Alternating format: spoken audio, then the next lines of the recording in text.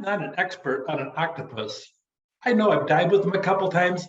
I know they have a lot of arms. They're pretty cool when they change color, especially as you go through. But you have a central core in the octopus, but literally there's some intelligence in all the arms as you go through. To some extent, it's an open business model because the arms talk back to the head and so on and everything else. So that being said, maybe it's a kind of a stretch. But that being said, all the arms really sits down that we can develop your own army as you go through. Anyway, I want to talk about some of the different aspects, and here's a couple of different models as you go through.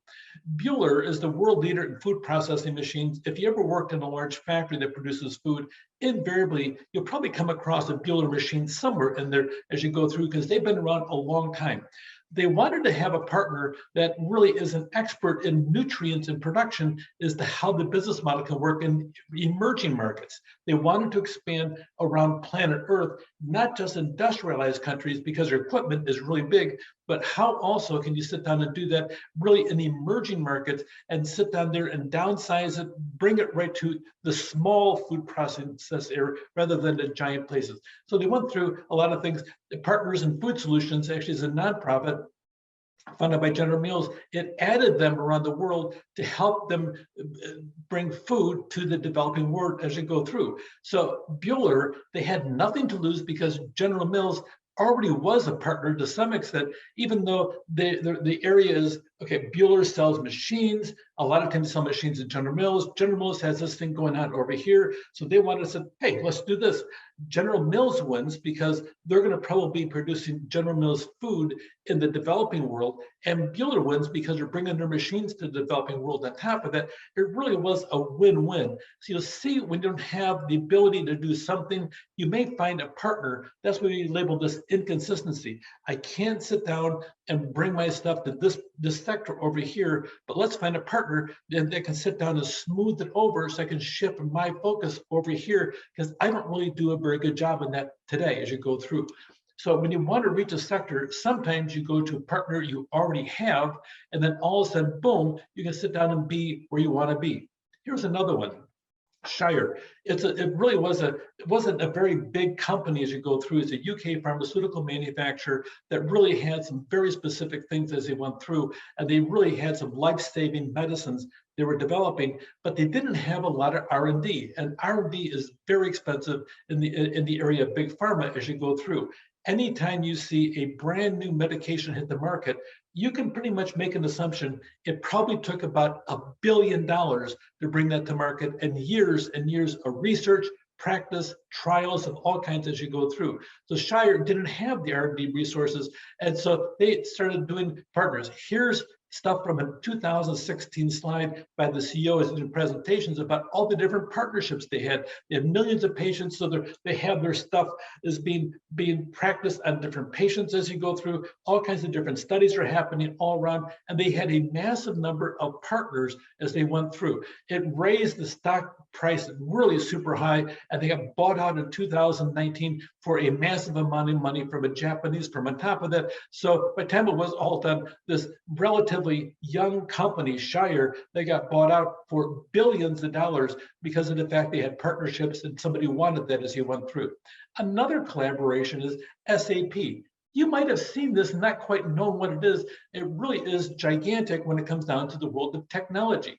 They have 3,000 resellers and 1,700 service partners as they go through.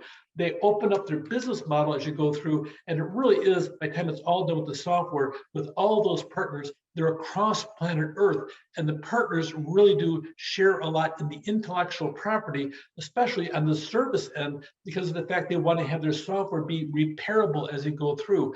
They're really known for the ERP. It's called the Enterprise Resource Planning Software. It's big. If you're in that area, undoubtedly you come across SAP as you go through. The business model patterns, here's an interesting one.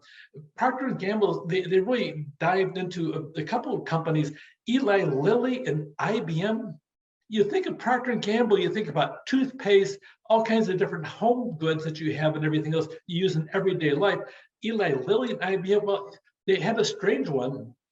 Procter & Gamble and Eli Lilly, they sat down and they had problems with older employees that left and they took their experience with them. So they developed a thing called Your Encore as you go through. And it really is about dragging some retirees back as you go through and having them do projects and assist younger people to gain the experience as they go through. Frankly, that's still an active site out there. Check it out if you're in that age group. But that being said, it really is regularly used by Eli Lilly as you go through, and Procter & Gamble, and even Boeing as you go through, as people sit down and they join it to sit down and have an opportunity to have a second career or a second breath, or maybe just a respite from boredom or retirement as you go through.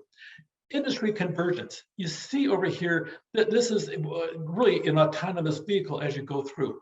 This area, everybody's been claiming, we're going to have autonomous vehicles on the roads by 2020.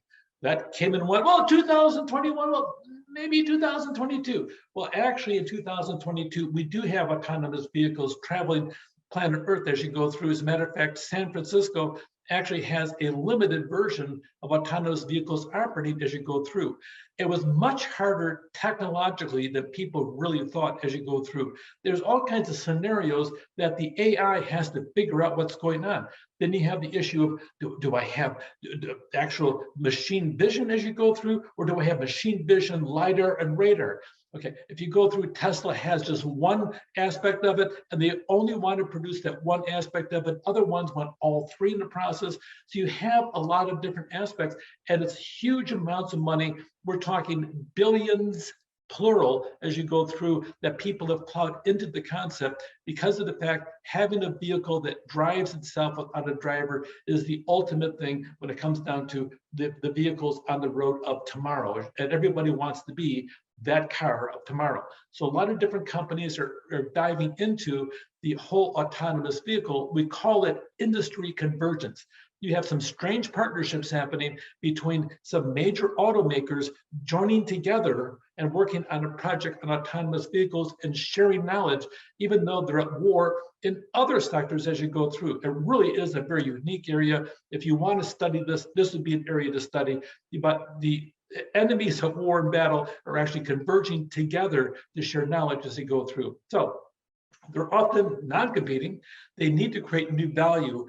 And a lot of times these companies that are involved in the open business, they have previous collaboration experience working with other different companies, sometimes in the same area, sometimes not. The working patterns are already existence. They want to change it. And sometimes you have these unique areas where it's so expensive, so unique that you have industry convergence to sit down and make it happen. Open business model traits. Take care.